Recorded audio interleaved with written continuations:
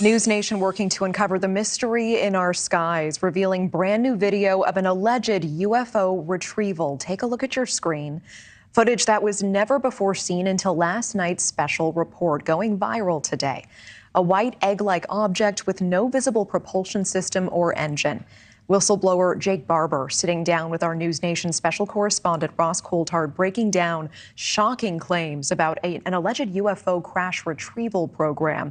And for years, people like David Grush and Lou Elizondo have alleged the existence of such a program. But now this decorated Air Force veteran says he knows it's true because he was a part of it. The whistleblower claiming he was contracted as a helicopter pilot to retrieve all kinds of crashed craft. He says some of non-human origin. Those experiences affecting his life to this day, he says.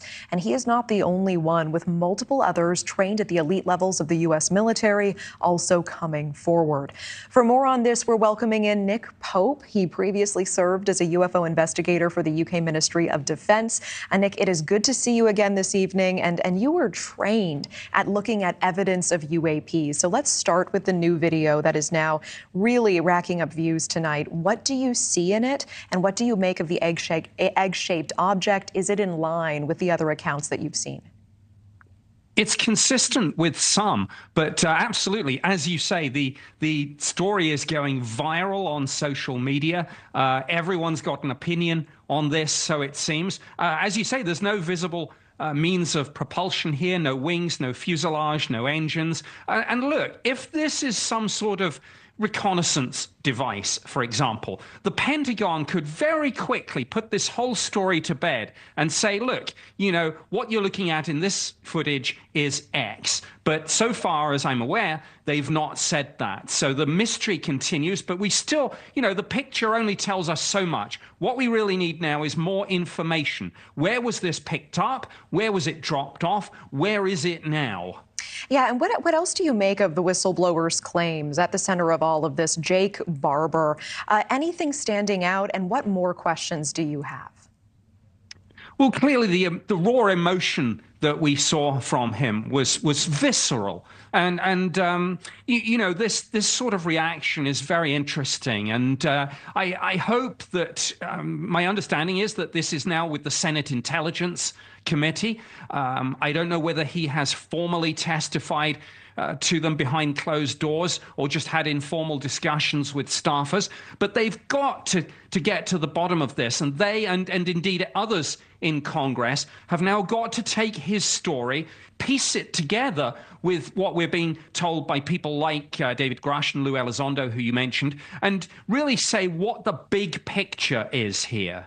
Yeah, tell me more about this. The emotional high point, as you're referring to, he says he was possessed by some kind of energy. And, you know, News Nation's Ross Coulthard even asks him in that moment, did you have a mental break on the job?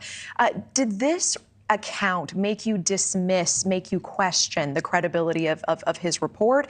Or is this something that you have heard before in your research? No, I've absolutely seen this emotional response that witnesses have when they're up close and personal to something like this. Now, we don't know whether this comes from the individuals themselves or whether it's an external stimulus. But again, it's an area that needs further research. And of course, tomorrow we have the perfect opportunity. I mean, the timing here is no accident. This is a gauntlet that's been thrown down. I think I've even heard that phrase used. And President Trump has said on day one, we will get a report on the drones, also JFK, RFK, and other matters of public interest. Now, was he hinting at UFOs? I don't know, but I hope so. Do you have a message for President-elect Trump tonight? Yeah, give us the goods. You know, we can take it. Nick Pope, always appreciate your time. Thank you so much. Young people are finding comfort in a new trend, AI-powered pets. These smart robots are designed to help with loneliness and provide emotional support, especially for those who struggle with anxiety or building close friendships. 19-year-old Zhang Yachun is one of them. She's been battling anxiety related to school and work and finds it hard to make deep connections with others. But since she bought an AI-powered pet called Boo Boo, her life has become easier. Boo Boo is a fluffy robot made by Hangzhou Genmore technology. It chirps and interacts with its owner, reminding Zhang that she's not alone. Zhang says the robot has become a true companion, helping her feel like she's someone to share her joys and worries with. These AI pets, like Boo Boo, are designed to be social and comforting, making them especially popular among people who feel isolated. The demand for those robotic companions is growing rapidly. Hangzhou Genmore Technology says they've sold around 1,000 units since May. The pet resembles a small furry animal, about the size of a rugby ball, and is available for around $190. It's not just individuals like Zhang who are turning to pets that are AI. Families with children are also buying them. One father, for example, wants an AI dog to help his child study and feel less lonely. However, the rise of AI pets marks a shift in society. While people in the past had electronic pets like Tamagotchis or Furbies, today's AI pets are more interactive and can provide emotional support. For some, these AI pets offer a chance to experience companionship without the challenges of real relationships. Though they may not replace actual pets or human friends, they can offer a comforting presence, especially for those who find it hard to connect with others. As AI technology continues to develop, these small pets are becoming an important part of life for many young people in China, helping them cope with the pressures of modern life and offering emotional relief when it's most needed.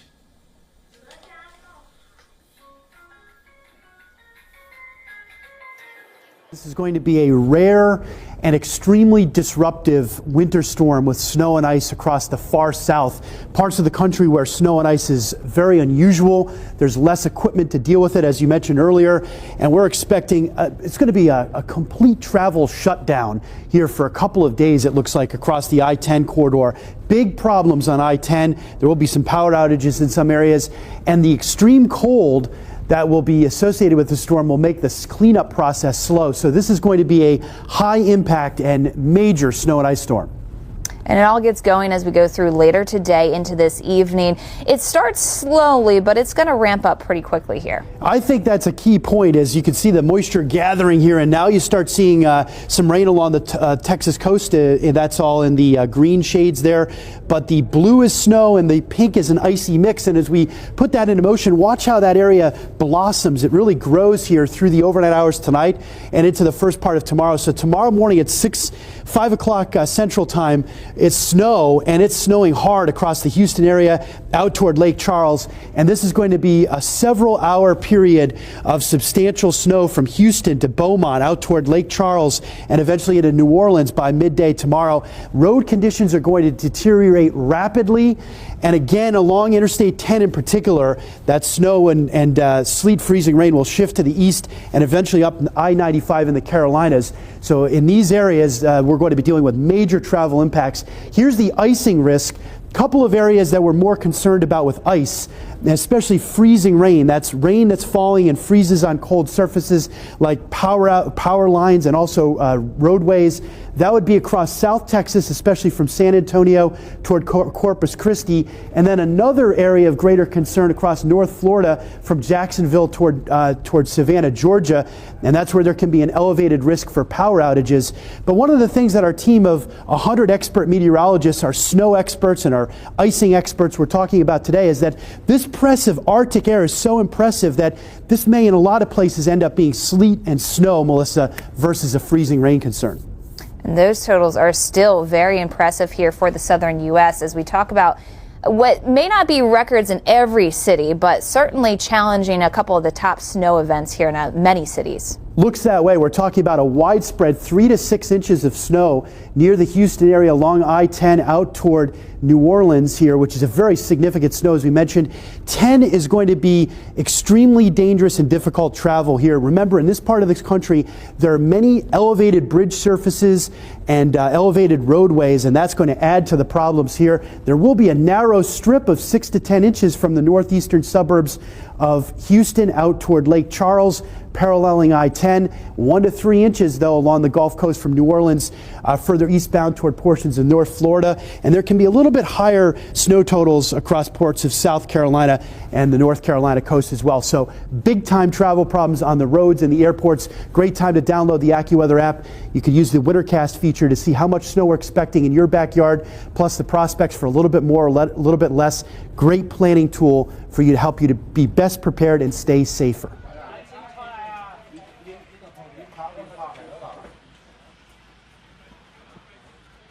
小心，有那个小朋友归回，1岁哈，好1个多月而已，好来，你慢慢走，好来小心小心，来小心，那个有皮有来后退，他们出来了，后退。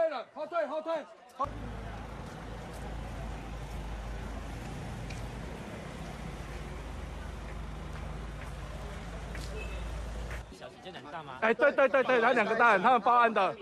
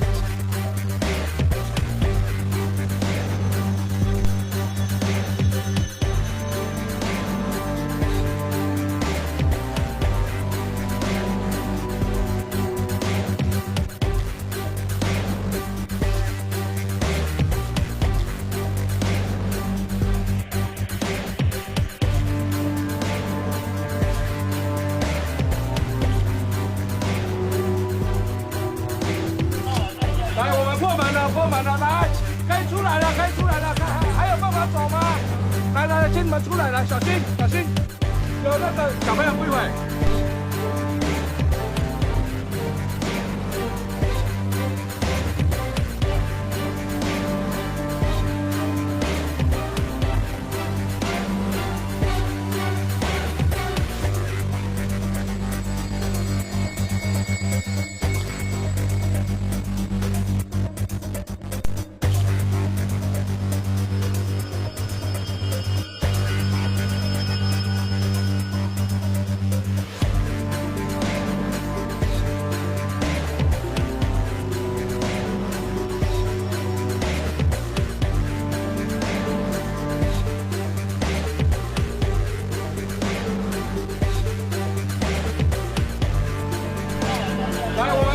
破门了，来，可以出来了，还有办法走吗？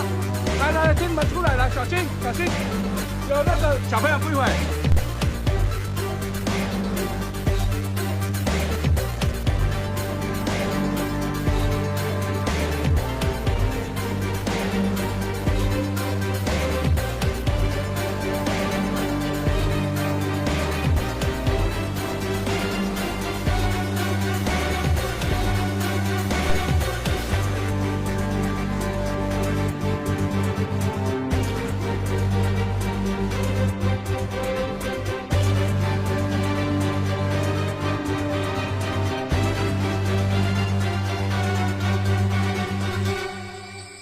South Korea is facing its worst political crisis in decades, coupled with mounting economic challenges.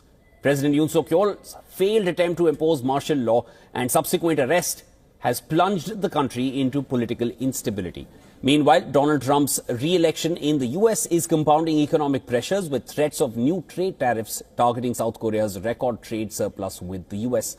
The nation's GDP growth is forecasted to miss its 2024 target of 2.2%, with the Bank of Korea revising 2025 growth estimates to 1.8%. These twin shocks have created a volatile backdrop for Asia's fourth largest economy. The South Korean won weakened by over 10% in the fourth quarter, becoming Asia's worst performing currency. And this decline has forced the Bank of Korea to hold its benchmark interest rate, prioritizing exchange rate stability over growth. Retail sales hit a 24-year low in 2024, while household debt remains one of the highest globally. Job losses have surged, with 52,000 fewer jobs reported in the latest data, marking the steepest decline since the pandemic. Large companies are facing severe credit risks, and both consumer and business confidence continue to plummet. South Korea's export-oriented economy is under pressure from intensifying competition with China. Chinese firms are rapidly catching up in key sectors like memory chips, South Korea's most valuable export. Trade tensions with the US add to the strain as Trump's tariff threats jeopardize exports. Bank of Korea warns that these economic challenges are exacerbated by South Korea's demographic crisis, with the world's lowest fertility rate threatening long-term growth. Analysts emphasize that structural weaknesses in the economy predate the current crisis and demand urgent policy interventions. Japan has been facing a severe shortage of truck drivers that could soon have an impact on the economy. We've been hearing a lot about self-driving cars, but it seems what Japan really needs is self-driving trucks. Yuko Fukushima went out to talk to one startup developing such trucks. So Yuko-san, so what stage of development are these trucks at? Right, well, things have come far enough for those trucks to be tested on highways. Now, trials of autonomous trucks began late last year. The plan is to allow them on expressways sometime after next April. In December, there was a demonstration of how the trucks will work at a service area in central Japan. It seems like all the major stakeholders are on board. The government, trucking companies, and delivery firms, right? Yes, that's because Japan needs those self-driving trucks on the roads very, very soon. Now, in April last year, overtime limits for truck drivers were reduced. The industry was already struggling with a shortage of labor, so that made things even worse. The Japan Institute of Logistics Systems says the acute labor shortage could result in the volume of goods being shipped by truck in 2030 falling by about 30% of capacity compared to 2015. Well, that sounds really serious, especially at the time, as more people than ever want products ordered in the internet and delivered to their front doors, and you and me, like right? So what more can you tell us about the highway tests? Well, they started in November on a highway in central Japan. Operators set up a priority lane for self-driving trucks. Those test runs stretch 110 kilometers. Now, in December, developers demonstrated how the truck started off and then parked in a designated area on its own. Eventually, they plan to have autonomous transport go the entire 500-kilometer stretch between Tokyo and Osaka. One of the companies working on the truck is a startup called T2. The CEO told me it is not only developing a vehicle, but aiming to become a delivery company as well. Morimoto Shigeki says the goal is to solve the crisis caused by the labor shortage. Just developing technologies for self-driving trucks is not enough. For them to actually be used, we need to stand in the shoes of the users, meaning delivery companies, and think about how the trucks will be operated once they have been introduced. That's why we're trying also to become a delivery company. Well, Morimoto points out there are no clear rules and regulations yet for self-driving trucks. That creates both challenges and opportunities. When the trucks are in an accident, it is very difficult to determine if the fault is with the truck or the operator. So we handle both development and operation of the vehicles, taking all the risks and the responsibility. That sounds a unique approach to solving a problem with social dimensions. But this company is just a small startup, right? Right. So can it really do everything on its own? Well, T2 has worked out a solution on that. It decided to bring in major companies to be partners and stakeholders. Now, as you can see, these are some of Japan's best-known brands in various sectors, from real estate to telecommunications to insurance. Well, T2 is getting these players directly involved in the project itself. For example, Mitsubishi Estate is taking care of a space where a truck would switch from being driverless to one with a driver to take the goods the final mile. And we are depending on telecom giant KDDI to control the vehicles remotely. We are also getting help from Mitsui Sumitomo Insurance to set up the insurance. Yuko-san, we've been hearing like almost every day that the other companies around the world are developing self-driving systems as well. So did Morimoto-san say what particular challenges they face in Japan? Yes, he did. He says because Japan is a highly developed country with good infrastructure and puts priority on safety, the challenges are quite steep. We need to let the public know the results of the trials, including the data. We need to make an appeal to people about why self-driving trucks are important.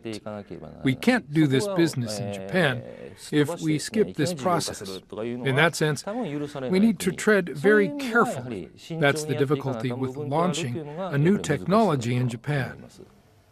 It sounds like doing things in a whole new way can be especially slow in a country like Japan. Yes, but Morimoto has ambitious plans. He says once things get going, he wants to reshape the whole delivery business so that it brings in all kinds of dynamic young talent. Вопрос не забывать об этом и сделать. Сегодня в Вашингтоне проходит инаугурация Дональда Трампа в качестве 47-го президента США. Очевидно, что предвыборный период был для господина Трампа во всех отношениях нелегким. На него и даже на членов его семьи постоянно оказывалось жесточайшее давление. Дело дошло до попыток покушения на его жизнь. Но он проявил мужество, одержал убедительную победу на выборах. Видим заявление вновь избранного президента США и членов его команды о желании восстановить прямые контакты с Россией, прерванные не по нашей вине уходящей администрации. Слышим также его заявление о необходимости сделать все, чтобы не допустить Третьей мировой войны. Безусловно, мы приветствуем такой настрой и поздравляем избранного президента Соединенных Штатов Америки со вступлением в должность. Did you see his rocket yesterday? It was captured. And X is with him. X. Come on, Elon, say a couple of words. Okay. Thank you, Mr. President. Sorry, little X just followed me on the stage here. He's a very enthusiastic supporter, as you can see. Woo! Yeah. So we're looking forward to making a lot of changes, and this victory is the start, really. What matters going forward is to actually make significant changes, cement those changes, and set the foundation for America to be strong for a century, for centuries, forever. So,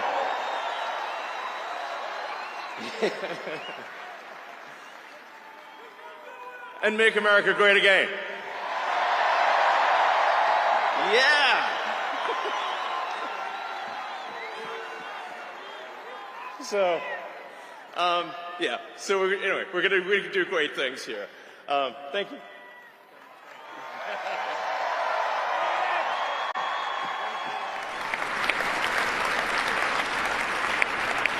Today I will sign a series of historic executive orders. With these actions, we will begin the complete restoration of America and the revolution of common sense. It's all about common sense.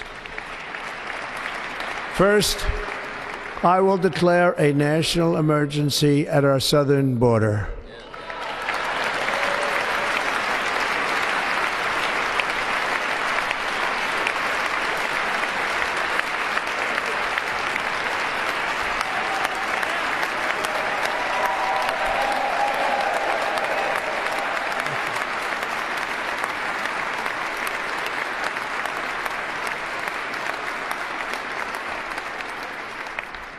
all illegal entry will immediately be halted, and we will begin the process of returning millions and millions of criminal aliens back to the places from which they came. We will reinstate my Remain in Mexico policy.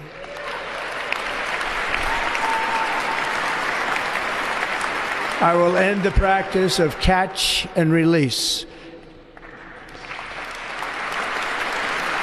And I will send troops to the southern border to repel the disastrous invasion of our country.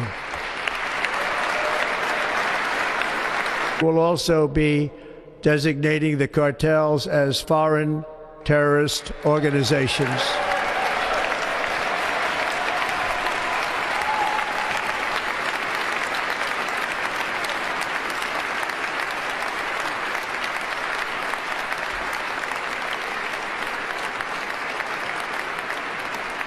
And by invoking the Alien Enemies Act of 1798, I will direct our government to use the full and immense power of federal and state law enforcement to eliminate the presence of all foreign gangs and criminal networks, bringing devastating crime to U.S. soil, including our cities and inner cities.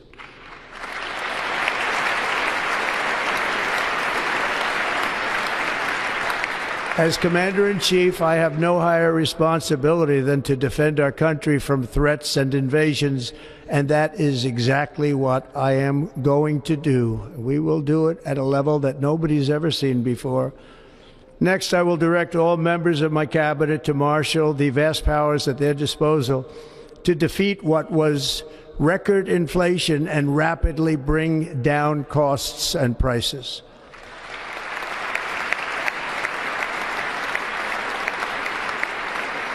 The inflation crisis was caused by massive overspending and escalating energy prices, and that is why today I will also declare a national energy emergency. We will drill, baby, drill.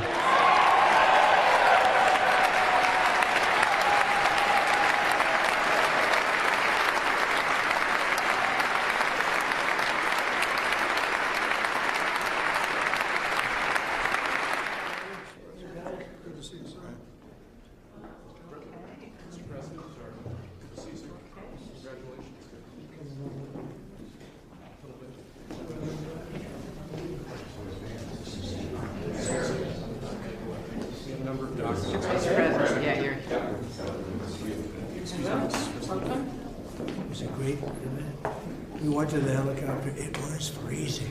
The sun is a little deceptive. Yes, it is. So what would you like us to do? Sign your orders. Official documents.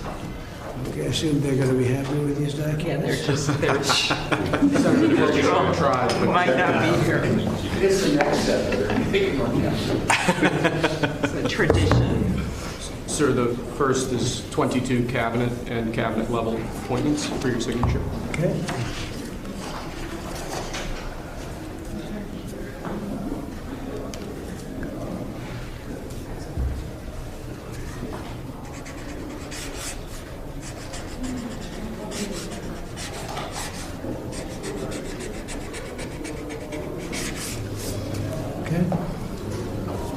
The next one will be, excuse me. Next one will be 47 sub-cabinet level appointments, sir. But you don't have to sign 47 times.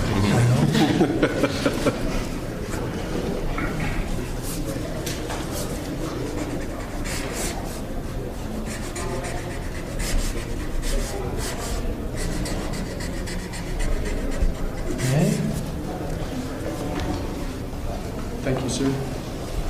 Now 31 acting designations and appointments to effectively take control of the government. Let's do that. That's important. That's important, isn't it?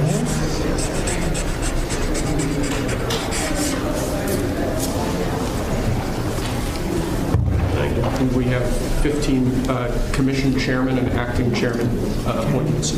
Send here. Commission chairman and acting chairman.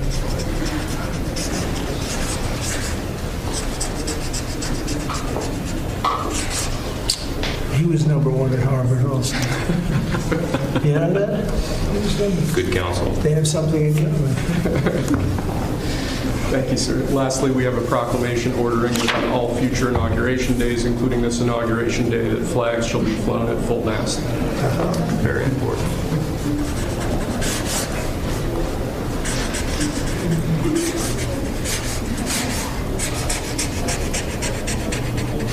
That was a beautiful place to have an inauguration tonight. The sound was so good. The temperature was 72 degrees, but the sound was so good. So maybe something to think about. Thank you. Okay. Good acoustics. Yes. All right. Now That's it. we go to lunch. Great. Very Nice good. to meet you. Thank you very much. There we go. Take that. All right. See you. Thank you, sir. Mr. President, did you have a good meeting with former President Biden? Very nice. Very nice. It's a beautiful custom. Mr. President, It goes back as long as helicopters. Before that, it was a stagecoach. But I thought it was beautiful. Thank you. Great job. Great job. Thank you. Check. Mr. President, do you have any reaction to the pardons President Biden did at the last minute? Well, I'm not going to discuss it now. I think it was unfortunate that he did that. We won't discuss it now. There's plenty of time to discuss it. Thank you very much, guys. Should we go to lunch? Thank you very much. Okay. Head to lunch? Ready for lunch? Okay. Thank you.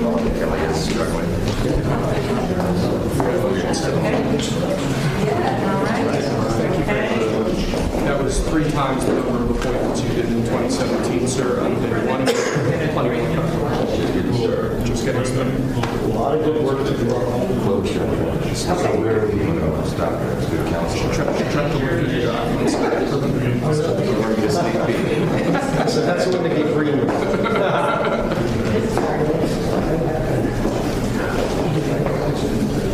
Thank you. That was great. That was great. That was great. Standing ovation.